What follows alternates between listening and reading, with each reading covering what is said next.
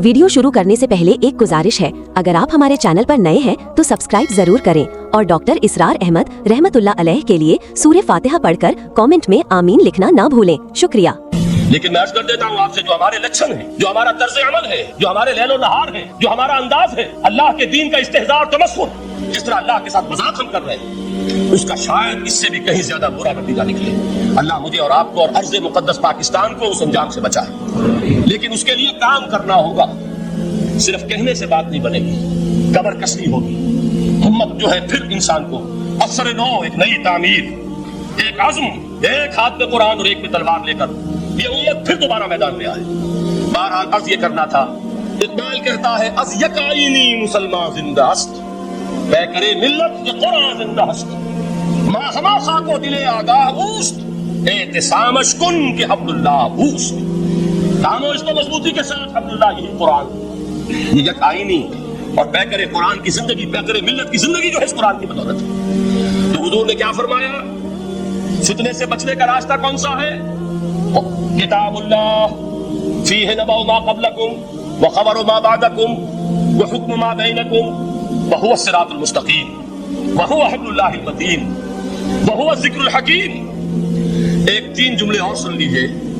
हुवल्लज़ी ला यशबअु मिन्हुल उलमा व ला यख़लुक़ु अन कसरतिर रद्द। ये कुरान वो शय है जिससे अहले इल्म कभी शेर न हो सकेंगे। वला तनक़ज़ी अजाइबुहु, इसके अजाइब कभी खत्म नहीं होंगे।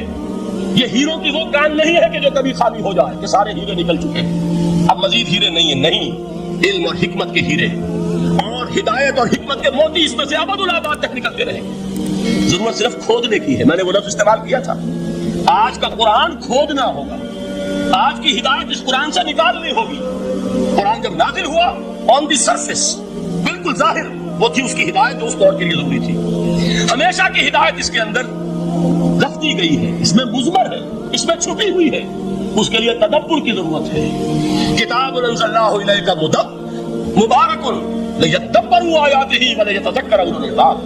लोग तदब्बुर करें, इसकी गहराइयों के अंदर गौताज़री करें। ला तनक़ज़ी अजाइबुहु, इसके अजाइब कभी खत्म नहीं होंगे। वला यशबअु मिन्हुल उलमा, अहले इल्म कभी इससे शेर नहीं होंगे। आपको सख्त भूख लगी होती है और खाना खाने की थोड़ी देर के बाद अब आपका हाथ रुक जाता है, शेर हो गए। बेहतरीन खाना है लेकिन नहीं खा सकते। अगर आम हालात में वो आता तो कभी ना छोड़ते, लेकिन अब तो आपका मेजबान कह रहा कुछ और लीजिए, जनाब फरमाइए जरा ये, भाई नहीं मैं अब भर चुका। ये आप कहते हैं कि नहीं? हुजूर फरमाए, ये कुरान वो शय नहीं है जिससे अहले इल्म कभी शेर हो सके। उनकी प्यास बढ़ती चली जाएगी, उनके अंदर quest of knowledge, search for wisdom बढ़ती चली जाएगी। कभी भी इंसान ये महसूस नहीं करेगा कि मुझे जो लेना था मैं ले चुका, बल्कि ये कि जैसे जैसे कदम आगे बढ़ेंगे तहजीब के, तमद्दुन के, इल्म के, उतने ही कुरान जो है वो आगे बढ़ता चला जाएगा हर दौर की रहनुमाई के लिए। ला तनक़ज़ी अजाइबुहु व ला यख़लुक़ु अन कसरतिर रद्द, बार बार के पढ़ने से इस पर पोसीदगी तारी नहीं होगी। दुनिया की और किताबें हैं, 1 दफा पढ़ लेंगे, 2 दफा पढ़ लेंगे, 3 दफा पढ़ लेंगे, 4 दफा पढ़ लेंगे, फिर जी नहीं चाहे। लेकिन ये किताब वो है, इमाम शाफ़िई का मैं वाक़या आपको सुनाता हूँ। वो ये कहते हैं कि एक मर्तबा मेरे ज़हन में ये सवाल आ गया कि इजमा के लिए भी कुरान मजीद में कोई सनद है, दलील है? सब मानते हैं कि इजमा जो है सोर्स है कुरान के इस्लामी कानून की, जिस पर कि उम्मत का इजमा हो जाए। तो कहते हैं मैंने 300 मरतबा कुरान पढ़ा अव्वल से आखिर तक, सिर्फ इस दलील की तलाश में। 300 मरतबा मुझे नहीं मिली। 301वीं मरतबा जब पढ़ रहा था मुझे रोशनी मिल गई। वो यब्तग़ी ग़ैर सबीलिल मुमिनीन के जो अल्फाज आए हैं, नुवल्लिही मा तवल्ला व नुस्लिही जहन्नम, जो कोई शख्स मुसलमानों के रास्ते को छोड़कर कोई और रास्ता इख्तियार करेगा हम उसे उसी के हवाले कर देंगे, जहन्नम में पहुंचा देंगे। मालूम हुआ मुसलमानों का जिस पर इजमा हो जाए उसको भी एक सनद हासिल है। ये मुसलमानों का मुजमा अलैह एक रास्ता है, इसको भी एक सनद और दलील की हैसियत हासिल है। आपके इल्म में होगा कि इस वक्त दुनिया की कुल आबादी समझी जाती है 6 अरब यानी 600 करोड़। इसमें कम से कम 120 करोड़ मुसलमान है उम्मत मुस्लिमा। गोया के हर 5वां इंसान जो है दुनिया में वो हुजूर सल्लल्लाहु अलैहि वसल्लम का कलमा पढ़ता है। इतनी बड़ी तादाद, उसके साथ ही कितना बड़ा इलाका जो है इस जमीन का वो अल्लाह ताला ने इस उम्मत के कदमों तले रखा है। अगर आपने नक्शा देखा हो दुनिया का तो आपको मालूम होना चाहिए कि शिमाल में जो बहुत बड़ा ये नजर आता है साइबेरिया, रूस का इलाका, सब गैर आबाद है। इस तरह शिमाली अफ्रीका में भी कनाडा से ऊपर बड़े बड़े आपको बर्रे आलम से नजर आएंगे, सब गैर आबाद। जो आबाद इलाका है दुनिया का और जो दरखेज इलाका है दुनिया का, उसका कितना बड़ा हिस्सा है कि जो उम्मत मोहम्मद सल्लल्लाहु अलैहि वसल्लम की तरफ चले। इंडोनेशिया मलाइशिया से चले आइए, उसके बाद मुसलसल चाहे कहीं मुसलमान अकलियत में थोड़े बहुत है, लेकिन फिर बांग्लादेश आता है, बड़ी अजीम अक्सरियत का मुल्क है। फिर भारत में अगरचे अकलियत में है लेकिन 20 करोड़ मुसलमान भारत इस वक्त है। फिर जो पाकिस्तान से शुरू हुआ सिलसिला, अफगानिस्तान, ईरान, चलते जाइए उधर तुर्किस्तान, चीनी तुर्किस्तान, रूसी तुर्किस्तान, फिर आगे चलिए आलम अरब, अफ्रीका का पूरा शिमाली इलाका, अफ्रीका का तकरीबन सारा वस्ती इलाका। ये सब क्या है? कितना बड़ा रकबा है और हर तरह की नेमत अल्लाह ने दी है। इसमें नबातात हैं, इसमें मादनियात भी हैं और सबसे बढ़कर आज की दुनिया में जो अहम तरीन शय है कि पेट्रोल जो है, तेल जो है, उसके सबसे बड़े ज़खायर वो है कि जो मुसलमानों के तबे तले। इतनी तादाद में होने के बावजूद, इतने मसाइल के पर बज़ाहिर काबिज होने के बावजूद, सवाल ये है कि क्या आज दुनिया में उम्मत मुस्लिमा को इज्जत हासिल या ये जलील है? इसे गलबा हासिल है या मगलूब है? इसे कोई दुनिया में वकार हासिल है या ये बिल्कुल बेवकार होकर रह गई? ये बात है जो हमारे समझने की है आज क्यों जलील कि कल तक न थी पसंद, गुस्ताखी फरिश्ता हमारी जनाब। इस वक्त सूरत ये हो चुकी है, आपको मालूम है कि हर जगह पर पसमानदगी का निशान मुसलमान है। हमारे सारे मसाइल पर दूसरों का कब्जा है। एक ही शहर रह गई थी तेल, खलीज का तेल, उस पर भी आकर अमेरिका की फौजें उनके सर पर बैठ गई हैं। सारा का सारा तेल अब उनके कब्जे में। इधर खलीज के दहाने के दोनों तरफ वो अपने मोर्चे बना रहे हैं ताकि यहाँ किसी का दाखिला ना हो सके। बड़े बड़े जितने लोग हमारे, उन सबकी दौलत उनके पास है। कहने को तो सुल्तान और ब्रुनाई दुनिया का अमीर तरीन आदमी है, लेकिन दौलत है कहाँ उसकी? इन्वेस्टेड तो वही है, उसी के बैंकों में है, उन्हीं की कंपनियों में। किसी के पास कुछ नहीं है। सऊदी अरब के वो डॉलर है तो कहाँ है? जैसे शहनशाह ईरान का जो असासा था, सरमाया था, जो सारा का सारा उन्होंने जो है वो फ्रीज कर लिया। तो ये दौलत तो सारी वही है। कहने को है कि आपके अकाउंट में इतना रुपया है, लेकिन सवाल ये है कि वो अकाउंट फिर वाकई किसके कब्जे में? फिर आपको मालूम है किस तरीके से मुसलमानों के साथ सलूक हो रहा। हर जगह पर जहाँ चाहे, जिस तरह चाहे उन्हें सता ले। और इनमें भी सबसे बढ़कर जो बात मैं आपसे कहूंगा, आज दुनिया में जितने बड़े पैमाने पर मोहम्मद अरबी सल्लल्लाहु अलैहि वसल्लम की तौहीन और तज़लील हुई है, पूरी इंसानी तारीख में नहीं हुई। रुश्दी ने किताब लिखी, बदतरीन हमले किए। क्या रंगीला रसूल किताब थी जो लिखी थी किसी हिंदू ने, जिसको कि एक मुसलमान ने फिर खंजर भोंक कर और हलाक कर दिया था। वो तो कुछ भी नहीं थी। उस किताब को, रंगीला रसूल को 100 से ज़रब दीजिए तो ये किताब बनती है सैटेनिक वर्सेस, और वो मिलियंस नहीं बिलियंस की तादाद में शायद है। उसके खिलाफ एहतजाज अगर किसी ने किया है तो उनके ऊपर जूते पड़े हैं, ऊपर डंडे पड़े। पूरी मगरबी दुनिया उसके पीछे आ गई है, सपोर्ट किया है। ले दे के एक मुल्क निकला ईरान, उसने कम से कम ये कि उसके कत्ल का फतवा तो दिया, लेकिन क्या करे, कत्ल करने की तो नौबत नहीं आई। पूरा आलम ईसाइयत उसकी पुष्टपना है, उसकी मदद कर रहा है। ये इतनी बड़ी तौहीन मोहम्मद रसूलुल्लाह सल्लल्लाहु अलैहि वसल्लम की और आपके अज़वाज मुतहहरात, और ये बज़ाहिर एक ऐसे शख्स के हाथों जिसका नाम मुसलमानों का सा है, उसका इतना बड़े पैमाने पर होना। और फिर ये कि मुसलमान 120 करोड़ होने के बावजूद कुछ नहीं। मैं वो चीजें नहीं गिनवाना चाहता कि 15 लाख जो है वो हमारे अफगान भाई जो है उन्होंने जाने दी। फायदा किसको पहुंचा था? हाल अमेरिका को, कि उसकी जो मध्य मुकाबिल कुव्वत थी यूएसएसआर वो खत्म हो गया। इसी तरीके से जो कुछ कश्मीर में हो रहा है, हमारी बेहमियत की, बेगैरती का आलम ये है। हम कुछ अंदर खाने थोड़ी बहुत को मदद करके समझते हैं कि हमने फर्ज अदा कर दिया,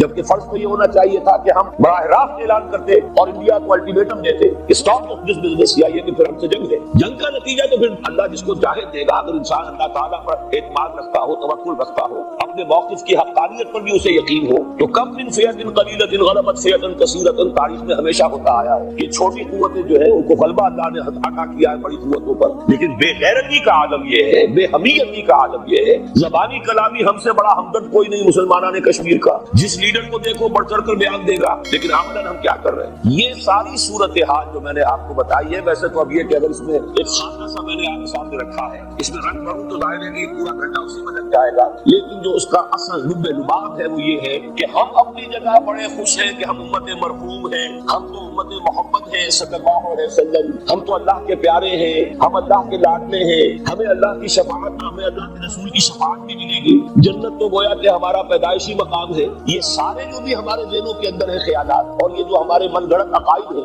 आप सोचिए कि जब हम जो ऑब्जेक्टिव कंडीशंस हैं, गिवन कंडीशंस हैं, जो सामने के हालात हैं, उनसे जब तकाबुल करते तो मामला बहुत मुख्तलिफ है। ये क्यों?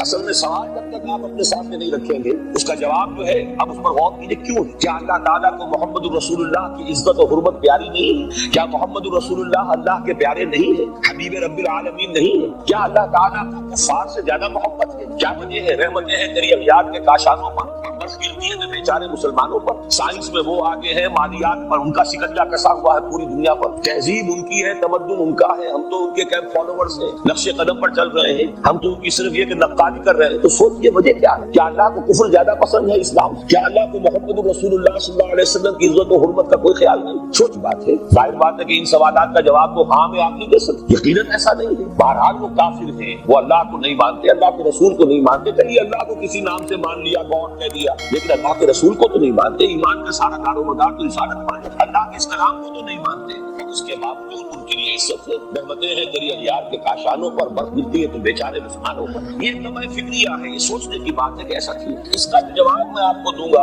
وہ ذرا سا کڑوا جواب ہے. نوارا تلخ ترمیزن جو ذوق نغمہ کا بیان. بات کہنی پڑتی ہے جب تک کہ کڑوی بات کہی نہ جائے, حقائق کو دیکھنے کی جرت پیدا نہ کی جائے, مواجہہ نہ کیا جائے, فیکٹ کو فیس نہ کیا جائے, اس وقت تک بات صحیح نہیں ہوگی. اور نہ ہم صحیح تشخیص کر سکیں گے, نہ صحیح تجویز کی طرف ہمارا ذہن منتقل ہوگا. میں بہت سخت بات کہہ رہا ہوں. آج آسمان کے نیچے اس زمین پر عذاب الہی میں گرفتار امت مسلمہ.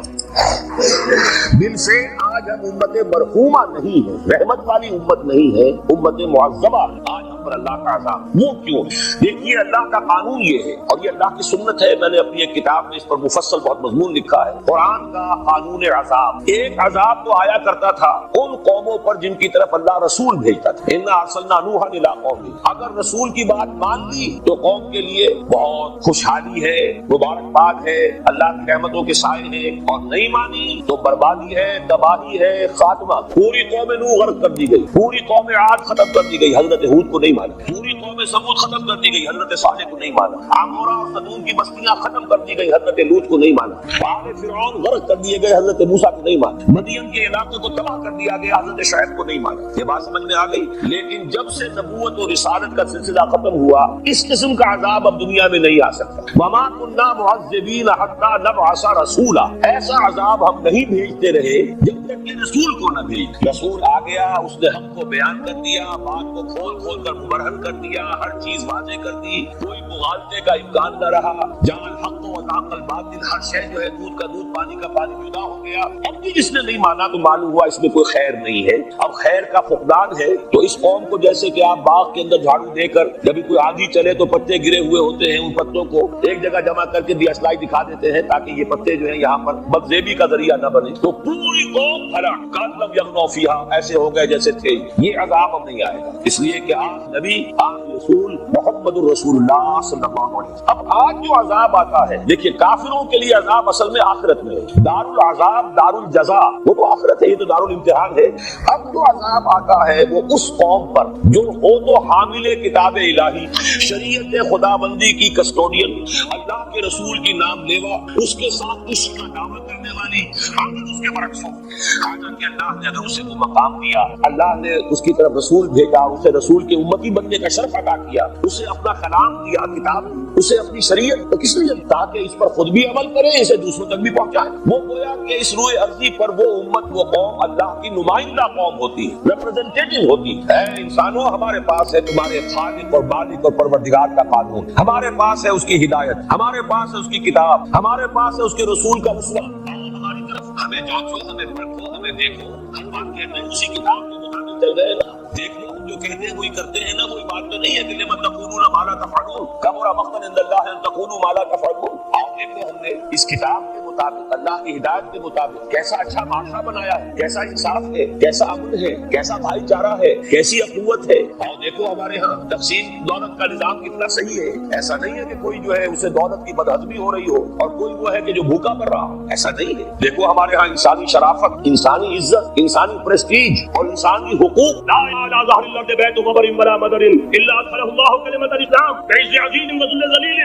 اما يعزهم الله فيجعلهم من اهلها او يذلهم لها فيدلون لها. یہ ہے حدیث احمد بن حنبل. اور حضرت مقداد فرماتے ہیں میں نے کہا اچھا تب تو ہو جائے کوئی بات, ويكون الدين كله لله, دین کل کا کل اللہ کے لیے ہو جائے گا. حدیث کا ترجمہ یہ ہے کہ حضرت حضور نے فرمایا روئے کوئی عیدگاہ کا بنا ہوا گھر رہے گا, نہ کوئی ان کے بالوں کے بنے ہوئے کملوں کا خیمہ رہے گا جس میں اللہ تعالیٰ کلمہ اسلام کو داخل نہ کرے. لیکن یہ داخلہ جیسے ہو بعز عزیز وذل ذلیل, یا صاحب عزت کے اعزاز یا مغلوب کی مغلوبیت, یعنی یا تو اللہ ताला उनका एजाज फरमाएगा और वो कलमा इस्लाम के खुद कायल जाए। जब घर वाला देने वाला इस्लाम ले आएगा तो इस्लाम उसके घर में दाखिल होगा, उसको भी इज्जत, वलिल्लाह इज्जत वली रसूलिही वलिल मुमिनीन, इज्जत तो हक है अल्लाह का, उसके रसूल और अहले ईमान। और अगर वो इस्लाम नहीं करेगा तो योग जिज़ियत यदिन वहुम सागिरून, छोटे होकर रहना पड़ेगा, जिया देना होगा। इस्लाम की बात दस्तूर बताइए, इसके बाद कोई शक है? ये है आखिरी लक्ष्य, ये अल्लाह फरमा रहे हैं वल्लाहु युतिम्मु नूरहु व यअबल्लाहु इल्ला युतिम्मा नूरहु लियुज़हिरहु अला दीनिही वलौ करिहल, ये अल्लाह का फैसला। उधर युरीदुना लियुज़हिरू है, ये ज़मीनी नक्शा है। अब शक्ल क्या? अब मैं आपसे अर्ज़ कर दूं कि इन दोनों के माबैन जो खला, कोई शख्स यकीन कैसे कह सकता कि अब हालात का क्या रुख होगा। इसलिए साहिब ने कुरान मजीद में मुस्तक़बिल के बारे में खुद हुजूर से कहवाया, वही नदरी अब करीब नंबर मातुआ, लोगों मुझे मालूम नहीं है कि बात में खबर दी जा रही है वो करीब आ चुका है, वही नदरी लामहु फितनतुल लकुम व मताउन इलाही, और मैं नहीं जानता, हो सकता है अल्लाह कुछ और मोहलत दे दे तुम्हें और कुछ और आजमाइश है ये तुम्हारे लिए कोई और मोहलत ना दे।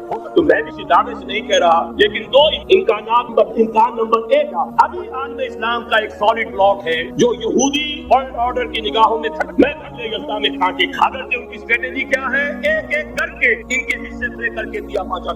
अभी वो ब्लॉक कौन सा? ईरान है, अफगानिस्तान है, पाकिस्तान है और बलूचिस्तान से आजाद होने वाली जो रियासतें हैं, ये एक सॉलिड, ये जमीन मुसलमान अरबी का जिन्होंने तक, इसलिए कि अरबों को अल्लाह ने फजीलत की, मोहम्मद सल्लल्लाहु अलैहि वसल्लम ये बुलंद मिराज को मिल गया। लेकिन साथ ही अल्लाह ने धमकी भी दे दी थी सूरह मोहम्मद में, इन ततवल्लाउ यस्तब्दिल कौमन गैरकुम, अगर तुम पीठ दिखा दोगे उस मिशन को तो हमने तुम्हारे हवाले किया है, तुम्हें हटाएंगे, किसी और को ले आए। और ये बात होती है 13वीं सदी ईस्वी में, 1258 जब सुकूत बगदाद हुआ है और उनके हाथ से आलम इस्लाम की क़यादत छीन ली। उसके बाद क़यादत किनके हाथों में आई?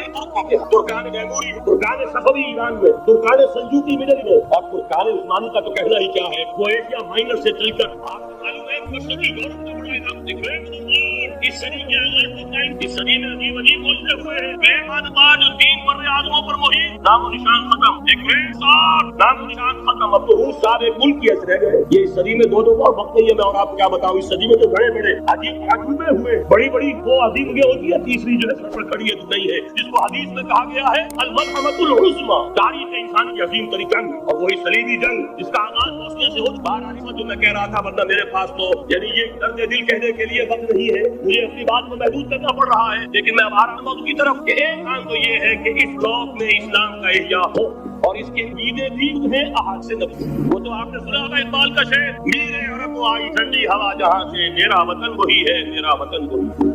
हदीस में आता है यक़नात मिनल महदी, यानी मशरिक से फौजें मिलेगी, ये जो कि महदी की हुकूमत, ये महदी अहले तशय्युअ के महदी और है, हमारे महदी और अहले तशय्युअ के मुताबिक के बाद में इमाम पोश हो गए, वो महदी है, वो जाहिर हो जाएंगे। अब इमाम गायब है, फिर वो जाहिर। हमारे ये महदी पैदा होंगे या हो चुका हो चुके हो, और ये होंगे हजरत फातिमा की तरफ से रज़ियल्लाहु ताला अन्हा, लेकिन आलम अरब तक फिर एक ताकतमंद उभरेंगे बागुवतों के खिलाफ जिहाद कर। लेकिन वो मदद आएगी दो तरफ, एक जमीनी मदद आएगी मशरिक से, एक आसमानी मदद आएगी। ईसा इब्न नज़ूल हज़रत मसीह अलैहिस्सलाम जो जिंदा उठाए गए थे नाज़िल होंगे, और दर हकीकत इन दो मदद के नगरी यहूद का खलाकमा होगा, और यही ग्रेटर इज़राइल उनका ग्रेट यार्ड कर रहेगा, अजीम का कब्रिस्तान रहेगा। इसकी बड़ी वाज़ेह से मौजूद है, इसकी बड़ी तफसीली खबरें हैं ये अहादीस की किताब के अंदर। बदकिस्मती से हमारी तरफ तवज्जो नहीं। एक तो ये होता है, इसी तरीके से एक और हदीस है यखरुजु मिन खुरासान रायात, और ये मुस्लिम शरीफ की रिवायत है, नोटिएगा, तिरमिज़ी शरीफ की रिवायत, यखरुजु मिन खुरासान रायात ला यरजुहा शय्युन हत्ता तुसबब इलिया। और खुरासान के जमाने आज के अफगानिस्तान, ये अफगानिस्तान में जो जिहाद हुआ है, गलतियां हुई और गलतियों का खमियाजा भुगत रहे। ये तो अल्लाह ताला की नियत है जिसमें अल्लाह ने सहाबा को भी एकदम गलती की सजा दी है। हुई जान ने हुक्म था कि मत हटना, 50 में से 35 हट गए, नतीजा क्या? फतह। अल्लाह ताला ने फरमाया सदक़ल्लाहु वअदहु इस्तहूलुहुम बिइज़्नी हत्ता इज़ा फशिलतुम फतनाज़अतुम फिल अम्र फअख़ज़तुम मा जमाअकुम मा तुहिब्बून। मुसलमानों हमसे गिला नहीं करते, हमने अपना वादा सच्चा कटा दिया था, जबकि तुम उन्हें गाजर मूली की तरह काट रहे, लेकिन जब तुम ढीले गए, तुमने सबको तोड़ा, तुमने इख्तिलाफ किया। तो अगर सहाबा इकराम रिज़वानुल्लाहि तआला अलैहिम खैरुन्नास बादल अंबिया, पूरी नौ इंसानी के अंदर अंबिया के बाद बुलंद तरीन, अगर उनकी भी गलती का खमियाजा जो है अल्लाह ने खाया, क्यों चखाया? आइंदा के लिए सबक हो जाए। ये भले ही माफी में ताकि तुम्हारे दिलों के अंदर अगर कहीं कोई खोट है, और इसलिए बहरहाल गलतियां हुई हैं अफगानिस्तान के साथ बैठ, बल्कि बदबदी और ये है बैठ करके तो अब्दुल सय्याद साहब के हाथ पर हमारे पाकिस्तान के 7 ग्रुप जो थे, इन्होंने हरम में बैठकर बैठ और पाक सजा आपस की खाना जंगी यूं नहीं हो रही, कोई सबक लिहाजा आजाद मिलेगी, लेकिन खून यहाँ पर खुलूस के साथ दिया गया है, उसकी मिकदार नहीं है। यहाँ से खैर बरामद होगा और दूसरी عبادت کے بارے میں کر لیجئے. یہ پاکان بچا کیا پاکان وٹ مینز آف پاکی اصل میں ہے کیا؟ مولانا محمد اللہ فرما رہے تھے 113 نہیں تھے اسلام کا نوٹ. پاکستان نہیں ہے 4 صدیوں کی تجدیدی مساعی کا خط. آپ نے کبھی نوٹ کیا ختم نبوت کے بعد اب سب سے اونچا منصب کیا ہے؟ مجددین. یا بنی اسرائیل اذکروا نعمتی التی انعمت علیکم واوفوا بعہدی اوف بعہدکم وایای فارہبون. بنی اسرائیل چونکہ یہ لفظ پہلی مرتبہ قرآن مجید میں آ رہا ہے تو یہاں تھوڑی سی وضاحت کرنی ہوگی. ابن جو عربی میں بیٹے کے لیے آتا ہے ابن، اس میں جو شروع کا حمزہ ہے یہ در حقیقت اضافی ہے. اصل لفظ جو ہے بے نون پر مشتمل ہے، اسی لیے اس کی جمع سالم آتی ہے بنون. قرآن مجید میں المال والبنون زینت الحیات الدنیا، تو یہ جو اس کی جمع سالم ہے وہ در حقیقت بنون ہے. اور پھر اس کی حالت نسبی اور حالت جری بنین ہوگا، اور جب یہ مضاف بن جائے گا تو اس کا وہ نون گر جائے گا.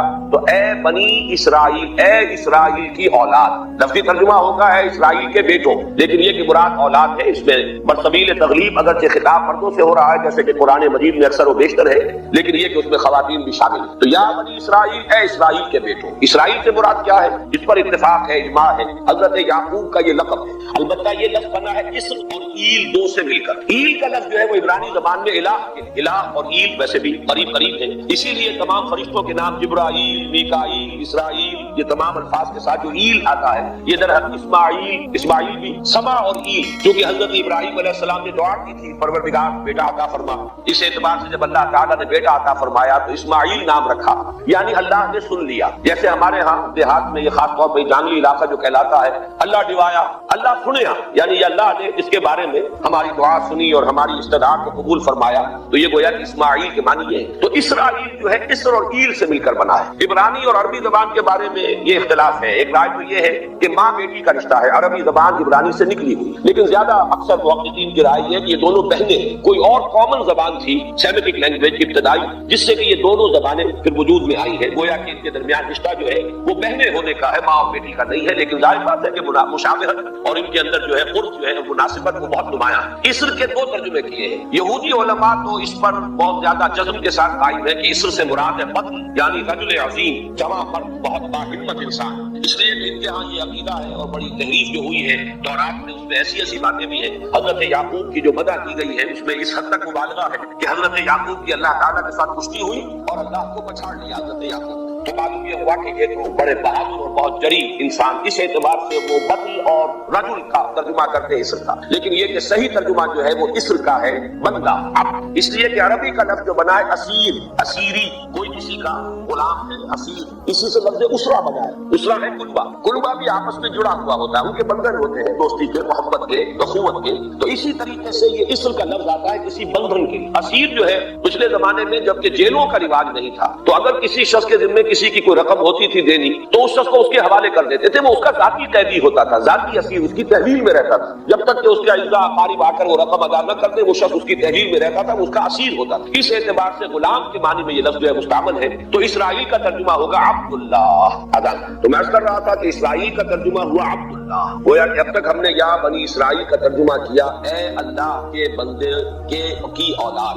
مراد ہے حضرت یعقوب علیہ السلام. حضرت یعقوب حضرت اسحاق کے بیٹے، حضرت اسحاق حضرت ابراہیم علیہ السلام کے دوسرے بیٹے ہیں. حضرت ابراہیم کو پہلا بیٹا اللہ نے عطا فرمایا اسماعیل، اسی لیے میں عرض کر چکا ہوں سما اور ایل سے مل کر بنا ہے. جو دعا کی تھی انہوں نے اس دعا کا پہلا جواب جو ملا ہے اللہ تعالیٰ کی طرف سے، اس کی مقبولیت کا جو ظہور ہوا وہ حضرت اسماعیل کی شکل. پھر یہ کہ حضرت سارہ کو بھی اللہ تعالیٰ نے اولاد دی اور حضرت اسحاق پیدا ہوئے. اس وقت یہ جو بشارت دی گئی ہے قرآن مجید میں متعدد مقامات پر آگے چل کر آئے گا کہ حضرت سارہ کے ہاں بھی اولاد ہونے کی جو بشارت حضرت ابراہیم علیہ السلام کو فرشتے دینے آئے تھے اسی میں یہ بھی تھا کہ نہ صرف یہ کہ تمہیں ایک بیٹا عطا ہوگا بلکہ اس کے بعد پوتا بھی عطا ہوگا. گویا کہ ایک بہت جلیل قدر پوتا. اس اعتبار سے ایک رائے یہ ہے کہ یعقوب عقب سے بنا ہے. گویا کہ بشارت میں پہلے ہی سے شامل تھا حضرت یعقوب علیہ السلام کا ذکر بھی کہ اسحاق کے بعد اسحاق کے ہاں ایک بہت جلیل قدر بیٹے کی ولادت ہوگی اور اس کا نام یعقوب ہوگا، یعنی اسحاق کے بعد آنے والا بیٹے کے بعد جو پوتا آتا ہے. لیکن یہود کی رائے یہ ہے کہ حضرت یعقوب پیدا ہوئے ہیں اپنے بھائی عیسو کے ساتھ. یہ جوان بیٹے ہیں حضرت اسحاق علیہ السلام کے، 2 بیٹے پیدا ہوئے بیک وقت، جڑواں بھائی۔ پہلے حضرت عیسو کی ولادت ہوئی ہے، اور تورات کے الفاظ یہ ہیں کہ یعقوب اپنے بھائی عیسو کی ایڑیاں پکڑے ہوئے تولد ہوا، تو چونکہ حضرت عیسو کے بعد حضرت یعقوب کی ولادت ہوئی ہے تو گویا کہ اس وجہ سے ان کا نام حضرت اسحاق نے یعقوب رکھ دیا، عقب میں آنے والا، بعد میں آنے والا۔ بہرحال حضرت یعقوب علیہ السلام کے پھر 12 بیٹے ہیں جن کی تفصیل پوری موجود ہے۔ یہ تاریخ جو ہے بڑی ریکارڈڈ ہے، اس لیے کہ بنی اسرائیل کی یہ تاریخ جو ہے books of the old testament میں اس کی پوری تفصیل موجود ہے۔ 4 بیویاں تھی حضرت یعقوب علیہ السلام کی جن سے 12 بیٹے ہوئے، 3 بیویوں سے 10 بیٹے تھے، اور سب سے چھوٹی بیوی سے 2 بیٹے تھے، حضرت یوسف اور بنیامین، اور ان دونوں سے حضرت یعقوب علیہ السلام کو بڑی محبت تھی۔ حضرت یوسف سے چونکہ یہ تاریخ شروع ہوتی ہے اس اعتبار سے کہ انہیں ان کے بھائیوں نے کنویں میں ڈالا، پھر اللہ تعالیٰ نے وہاں سے ان کے نکلنے کا سامان کیا، پھر مصر پہنچایا، پھر مختلف مراحل سے گزار کر انہیں وہاں ایک بہت اونچی پوزیشن تک پہنچایا، تو حضرت یوسف علیہ السلام سے اس اعتبار سے ان کی تاریخ شروع ہوتی ہے۔ 1906 قبل مسیح میں حضرت یوسف علیہ السلام کی پیدائش ہے، جہاں تک صحیح اندازہ کیا جا سکا ہے۔ یوں سمجھیے کہ آج سے تقریباً 4000 سال قبل یہ حضرت یوسف کی پیدائش ہے، اور حضرت یوسف پڑ پوتے ہیں حضرت ابراہیم کے۔ ان میں اگر آپ کو 250 سال کا اور اضافہ کریں تو آج سے کوئی 4,2500 سال قبل کی شخصیت بنتے ہیں حضرت ابراہیم علیہ السلام۔ حضرت یوسف کے زمانے میں پھر جیسے کہ وہ تفصیل سورہ یوسف میں آئے، پورا خاندان آ کر کنعان میں تھے، لیکن وہاں سے آ کر مصر میں آ گئے۔ مصر میں ان کا بڑا عزائم، اس کے ساتھ بات تھی کہ مصر میں اس وقت بادشاہ تھی، مصر کے لوگوں کی نہیں تھی، بلکہ یہ بھی سیمیٹک لوگ تھے جو جا کر انہوں نے عراق وغیرہ کے علاقے سے ہی جا کر انہوں نے فتح کیا تھا مصر کو، لہٰذا انہیں فرعون نہیں کہا گیا قرآن مجید میں، وہ فراعنہ کا خاندان نہیں ہے، بلکہ وہ تاریخ میں ہکس آف کنگز کہلاتا ہے۔ تاریخ مصر میں وہ 15واں خاندان کہلاتا ہے وہاں کے بادشاہوں کا، 15th ڈائنیسٹی، اور یہ چونکہ لوکل نہیں تھا اس لیے ان کو فرعون نہیں کہا جائے گا، بلکہ یہ ہکس آف کنگز، چرواہے بادشاہ تھے کہ جو عرب کے علاقوں سے آئے تھے جزیرہ نما سے، اور وہاں سے وہ چرواہے تھے۔ ان کا تو پیشہ ظاہر بات ہے صحرا میں کیا ہوتا ہے، بھیڑیں بکریاں پالنا، لیکن انہوں نے آ کر مصر کو فتح کیا، وہاں ان کی بادشاہت ہو گئی۔ محسوس ایسا ہوتا ہے کہ ایک سیاسی پہلو موجود تھا، وہ جو بادشاہ مصر نے جس طریقے سے اعزاز کیا ہے حضرت یوسف علیہ السلام کا، پھر جو اختیار دیا، جو اقتدار دیا، جو ان کو حیثیت دی، پھر انہیں اجازت دی کہ اپنے پورے خاندان کو بلا لیں، اور پھر مصر کا بہترین جو زرخیز ترین علاقہ تھا وہ انہیں عطا کر دیا۔ کہ حدیث آخری پڑھ لیجئے کہ حضور نے قرار دیا ہے کہ روزہ جو ہے تمام عبادات کے اندر ایک بالکل منفرد شان کا حامل ہے۔ وعن ابی ہریرہ رضی اللہ تعالی عنہ، اور یہ متفق علیہ روایت ہے بخاری اور مسلم دونوں کی، قال رسول اللہ صلی اللہ علیہ وسلم قال اللہ عز وجل، اسے حدیث قدسی کہتے ہیں، حضور نے فرمایا کہ اللہ فرماتا ہے۔ تو یہ حدیث بھی ہو گئی کہ حضور نے ہمیں بتائی، اور حدیث قدسی ہو گئی کہ اللہ کا قول ہے جو حضور نقل کر رہے ہیں۔ قرآن مجید وحی جلی ہے، یہ وحی خفی ہے، لیکن یہ عام حدیثوں کے مقابلے میں اس کا مرتبہ مقام بہت بلند ہے کہ حضور فرما رہے ہیں کہ اللہ فرماتا ہے، یقول اللہ عز وجل کل عمل ابن آدم لہو، ابن آدم کا ہر عمل، ہر نیکی اس کے اپنے لیے، اپنے فائدے کے لیے، الا الصوم، سوائے روزے کے، فإنہ لی وأنا اجزی بہ یا اجزا بہ، یہ میرے لیے ہے اور میں خود ہی اس کی بدلہ دوں گا یا میں خود ہی اس کا بدلہ ہوں۔ یہ دونوں ترجمے ہیں۔ عظمت صوم میں میں نے تفصیل سے بحث کی ہے کہ ویسے تو نماز بھی اللہ کے لیے، اقم الصلاۃ لذکری، حج کس لیے ہے؟ للہ علی الناس حج البیت من استطاع الیہ سبیلا، اللہ کے لیے۔ زکوٰۃ کس کے لیے؟ اللہ کے نام پر دی جا رہی ہے، اللہ کے لیے دی جا رہی ہے۔ صوم میں بات کیا ہے؟ صوم میں اصل چیز ملحوظ کیا ہے؟ روح انسانی کو تازہ کرنا، زندہ کرنا، اس کی حیات تازہ کا بندوبست کرنا، اور روح کا تعلق ذات باری تعالیٰ کے ساتھ ہے۔ اس تعلق کی مثال یوں سمجھیے جیسے ہمیں معلوم ہے سورج کا فاصلہ ہم سے کتنا ہے، کروڑ میل، لیکن سورج کی کرن جو وہاں سے چل کر یہاں تک پہنچی ہے، کیا اس کا تعلق سورج سے منقطع ہے؟ سورج کے ساتھ تو تعلق ہے نہیں۔ اسی طرح روح انسانی ذات باری تعالیٰ سے بہت دور آ کر کہہ لیجئے ہمارے وجود کے اندر آ گئی، ہمارے قلب کے اندر متمکن ہو گئی، لیکن کیا اس کا تعلق اللہ کی ذات سے منقطع ہے؟ نہیں۔ لیکن یہ روح ہی اگر مزمحل ہو گئی تو تعلق منقطع ہو جائے گا، اس لیے کہ اس روح کے اندر جان نہیں رہی۔ یہ روح پیدا ہوگی تو اس کا تعلق اللہ کی ذات کے ساتھ اثر نوسوار ہو جائے گا۔ اس لیے یہ کہا یہ میرے لیے، الا الصوم فإنہ لی، یہ میرے لیے، وأنا أجزي به یا اجزا به، میں خود ہی اس کا بدلہ دوں گا یا خود ہی اس کی جزا ہوں، خود ہی اس کی جزا ہوں۔ اللہ کہ اس بندے کا تعلق میرے ساتھ ایسا قائم ہو جائے گا کہ گویا کہ اسے میں مل گیا، اور میرا یہ مل جانا ہی در حقیقت انسانیت کی معراج ہے۔ اور دعا کے بارے میں جان لیجیے کہ حضور نے فرمایا الدعاء مخ العبادہ، دعا جو ہے عبادت کا اصل جوہر ہے، لب لباب ہے. اور یہ بھی کہا الدعاء هو العبادہ، دعا ہی اصل عبادت ہے، دعا ہی اصل عبادت ہے. دعا جو ہے وہ روح ہے اس کی. اور علامہ اقبال نے اپنے لیکچرز میں جو یہ خطبہ رکھا ہے اس موضوع کے لیے، میننگ آف پریئر ان اسلام، بڑا عظیم ہے. اس نے جو نقشہ کھینچا ہے کہ یہ پریئر کیا ہے. انائے صغیر، یہ ایگو میرا، میری انا، میری خودی، انائے صغیر. انائے کبیر کے روبرو آتی ہے. انائے کبیر اللہ، اننی انا اللہ لا الہ الا انا. یہ انا، انائے کبیر اللہ کی انا، بہت عظیم انا. اور یہ چھوٹی سی محدود سی انا. تو ہے محیط بے قرار، میں ہوں ذرا سی آپ کی، یا مجھے ہم کنار کر یا مجھے بے کنار کر. اقبال نے پتہ نہیں کس جگہ کس کیفیت میں ڈھونڈ کر یہ شعر کہا ہے. اے اللہ تو ایک ایسے سمندر کے مانند ہے کہ جس کا کنارہ ہی نہیں، اور میں چھوٹی سی ایک پانی کی ایک چھوٹی سی ندی ہوں، آبجو ہوں چھوٹی سی. اب کیا شکل ہے؟ یا تو مجھے اپنے آپ میں ملا لے تاکہ میں بھی ناپیدا کنار ہو جاؤں. دریائے سندھ کا پانی جب سمندر میں گر جاتا تو سمندر ہی بن جاتا، اور یا پھر مجھے بھی بے کنار کر دے، میری وجود کو بھی اتنی وسعت دے دے کہ کوئی کنارہ نہ رہے. اب یہ کیا اس نے سمجھا، کیا کہا؟ لیکن میں نے وہی انائے کبیر انائے صغیر. ایک ہے نماز ہم پڑھ لیتے ہیں، آپ نے سارا پڑھ لیا، سارا تعدیل ارکان بھی کر لی، لیکن اگر آپ کا اللہ کے ساتھ ڈائریکٹ کمیونین اور ڈائریکٹ کمیونیکیشن قائم نہیں ہوا تو نماز، جس کو کہ کہا گیا کہ الصلاۃ معراج المومنین، جو قرب حضور کو حاصل ہوا معراج میں، وہ ایک بندہ مومن دنیا میں رہتے ہوئے حاصل کر سکتا ہے نماز میں، اگر اس کی روح جو ہے واقعتاً ہم کا نام ہو رہی ہو. الحمدللہ رب العالمین الرحمن الرحیم مالک یوم الدین اہدنا الصراط المستقیم ایاک نعبد و ایاک. اگر ہم واقعتاً ایسے کہہ رہے ہوں کہ ہمیں احساس ہو کہ ہم اللہ کے حضور میں حاضر ہیں اور عرض کر رہے ہیں، سجدہ کریں تو حدیث میں آتا ہے کہ ایسے محسوس ہو کہ گویا کہ میں نے اپنا سر اللہ کے قدموں میں رکھ دیا ہے. یہ ہے نماز. اب جو گفتگو ہو رہی ہے یہ ہم کلامی ہے. الصلاۃ معراج المومنین، اہل ایمان کے حق میں یہ نماز جو ہے یہ معراج کے درجے میں. لیکن یہ نماز کیسے نصیب ہوگی اگر روح سوئی ہوئی ہے، دبی ہوئی ہے، پسی ہوئی ہے، مزمحل ہے یا مردہ ہے؟ یہ نماز کیسے حاصل ہوگی؟ چاہے آپ 5 وقت کی نماز پڑھ رہے ہو، چاہے آپ نے ہیبٹ بنا لیا ہو نماز کو، چاہے خوش بھی ہو گیا ہو، لیکن یہ کہ جب تک وہ روح بیدار نہ ہو، جب تک ہم کلامی نہ ہو. افلاک سے آتا ہے نالوں کا جواب آخر، اٹھتے ہیں حجاب آخر، کرتے ہیں خطاب آخر. جب تک یہ نہ ہو، جیسے کہ میں ایک حدیث قدسی انشاءاللہ آج سناؤں گا سورہ فاتحہ کے ضمن میں، کہ اللہ تعالیٰ کے سامنے جب کھڑا ہو کر انسان جب کہتا ہے انی وجہت وجہی للذی فطر السماوات والارض حنیفا، دائیں بائیں سے بالکل اپنا تعلق کاٹ کر میں نے اپنا رخ کر لیا ہے اس اللہ کی طرف جس نے آسمانوں اور زمین کو پیدا کیا.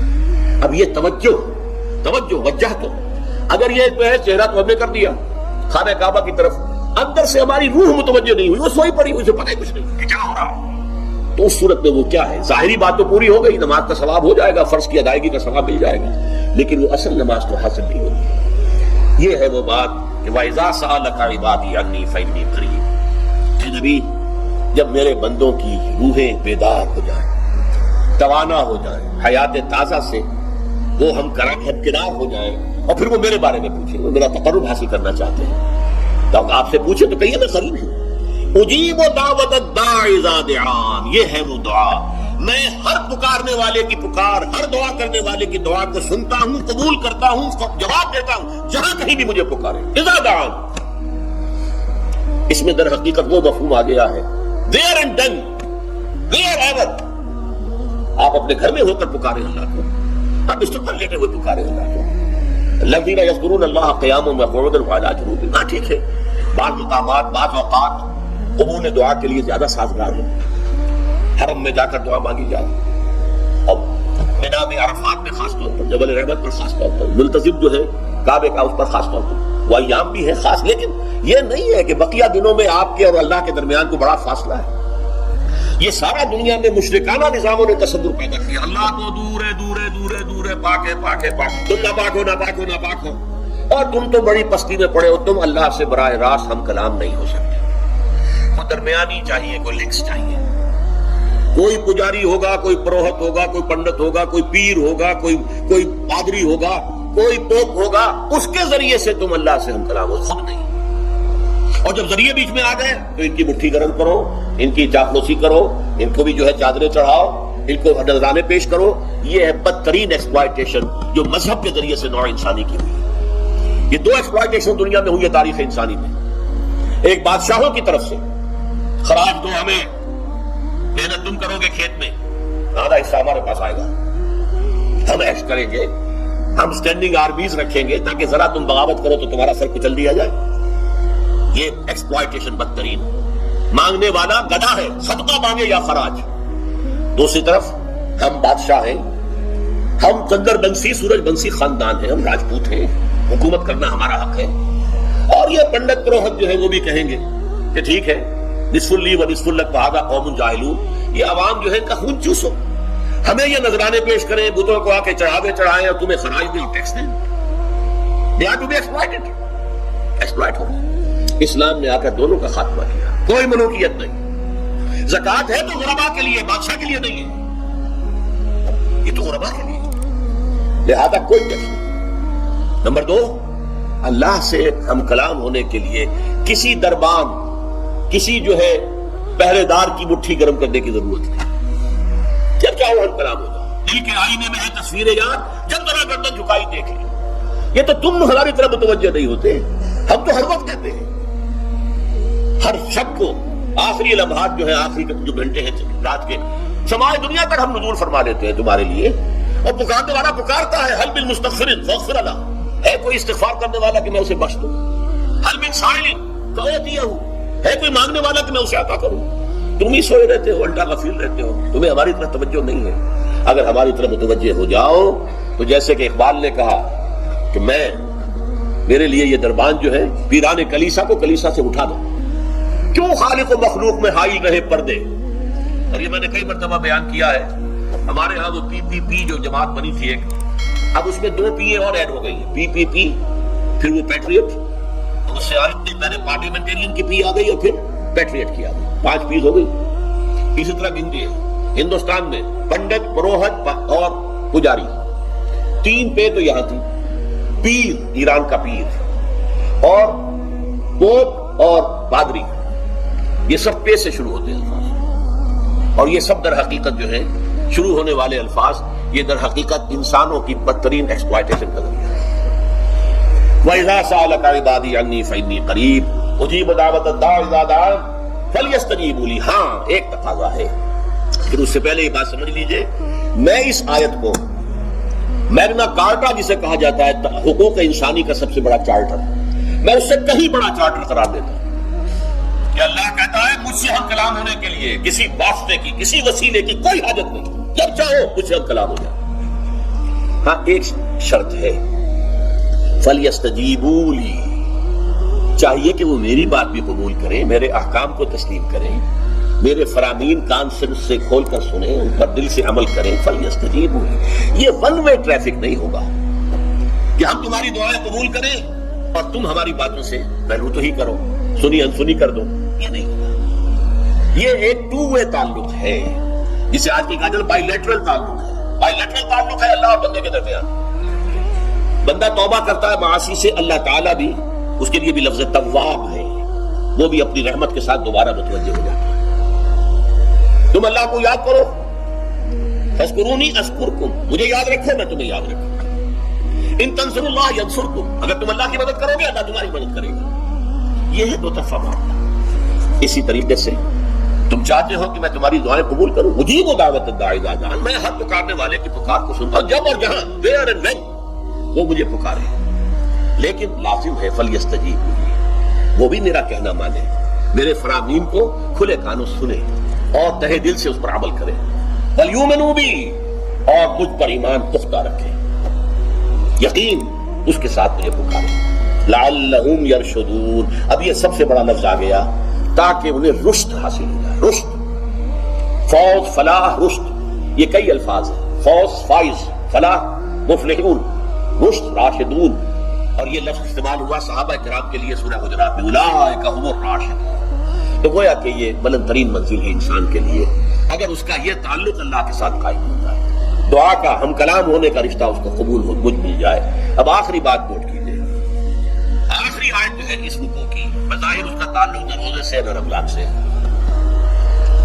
अक्ल हलाल, अक्ल हराम से रोका गया है। वला ताकुलू अम्वालकुम बैनकुम बिल बातिल, और देखो अपने माल आपस में बातिल तरीकों से मत खाओ। वतुदबू बिहा इलल काम, और ना ही अपने मालों के जरिए से वो काम तक पहुंचो। लिताकुलू फरीक़म मिन अम्वालिन नास बिल इस्म, कि तुम लोगों में से किसी का माल गुनाह के साथ नाजायज तौर से हड़प कर लो, रिश्वत देकर और अपने हक में कोई गलत फैसला करवा लो। तुम तालमून, जानते बूझते ये काम न करो। बज़ाहिर तो न रोजे से ताल्लुक है न रमजान से, फिर इस हुकूम में कैसे आ गए? बड़ा गहरा ताल्लुक है, अव्वल व आखिर का ताल्लुक है। पहली आयत में मुजर्रद रमजान रोजे की जो फजीलत बयान की गई थी या हिकमत, आयत क्या थी? तकवा। ये तकवा का मेयार है।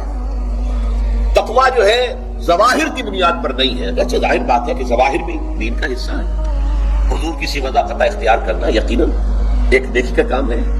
हर चीज में हुजूर के नक्शे कदम पर चलना, लेकिन ये ज़वाहिर पर नहीं है। तकवा दिल में हो। अत्तक़वा हा होना, अत्तक़वा हा होना, अत्तक़वा हा। 3 मरतबा हुजूर ने अपने सीने मुबारक और कल्बे मुबारक की तरफ इशारा करके फरमाया तकवा यहाँ होता है, तकवा यहाँ। जब यहाँ होगा तो पूरे वजूद में सरात कर जाएगा। लेकिन इसमें अहम तरीन बात क्या है? अक्ले हलाल, जो मुश्किल तरीन काम है। हराम का लुकमा ना आए, वरना जैसे कि कहा गया है दुआ के बेहतरीन मकाम पर पहुंच गए हो, हरम काबा के मुल्तज़िम के साथ चिमटे हुए हो और दुआएं कर रहे हो। अब इससे ज्यादा दुआ की कबूलियत का कौन सा वक्त हो? या आप खड़े हो गए जबल रहमत के ऊपर सबसे ऊंचे मकाम पर जाकर और आपने 2 घंटे से हाथ उठाए हुए अल्लाह अल्लाह या रब या रब। लेकिन हुजूर ने फरमाया कि ऐसे बहुत से लोग हैं, रजुलुन युतीलु सफरा अशक़सा अग़बरा, एक शख्स है सफर की वजह से बहुत लंबा सफर करके दरबादा थका बाजा है और उसका वो एहराम जो है वो भी मैला कुचैला हो चुका है। जाहिर बात है आज की बात नहीं हो रही है, जबकि आप 4 घंटे में तो पहुंच गए जद्दा और फिर 2 घंटे में मक्का पहुंच गए और जाकर फिर 2 घंटे में आपने जो है उम्रा किया और बात छुट्टी, एहराम खुल गया। तो इसमें कहाँ वो एहराम मैला होगा और कहाँ आपका बैल कुचैल होगा और कहाँ आपके जिस्मों से जो है पसीनों की बू आएगी? नहीं। लेकिन जो ये सब करते थे और फिर काबे से मुल्तज़िम से चिमट कर दुआ करते थे, या रब यमुद्दु यदैहि इला समा, वो हाथ उठाता है आसमान की तरफ, या रब वन्ना युस्तजाबु लिज़ालिक, और उस शख्स की दुआ कैसे कबूल हो? वमतअमुहु हराम, उसके पेट में जो ग़िज़ा पड़ी हुई है वो हराम से है। मलबसुहु हराम, उसका लिबास जो उसने पहना हुआ है चाहे वो एहराम ही है वो हराम के पैसे से कमाया गया था। वग़ुज़िया बिल हराम, और उसका पूरा जिस्म जो है जिस ग़िज़ा से ये तरोतोष तैयार हुआ है वो हराम की दुआ। ऐसे आदमी की दुआ वहां पहुंचकर भी कबूल नहीं होती। लिहाजा तकवा का असल मेयार अक्ले हलाल, रोजी हलाल की। अगर ये नहीं है तो आपने मुत्तकियों की शक्ल बना ली और बहुत ही आपने अपने जाहिर को जो है बहुत आरास्ता पैरास्ता कर लिया सुन्नत रसूल से, लेकिन अल्लाह की निगाहों में उसकी कोई कदर कीमत नहीं होगी जब तक कि आपका रिस्क हलाल करना। अगर आपको हमारी वीडियो अच्छी लगी हो तो हमारे चैनल को सब्सक्राइब जरूर करें। डॉक्टर इसरार अहमद रहमतुल्लाह अलैह की वफात के लिए सूरह फातिहा पढ़कर कमेंट में आमीन लिखें। शुक्रिया।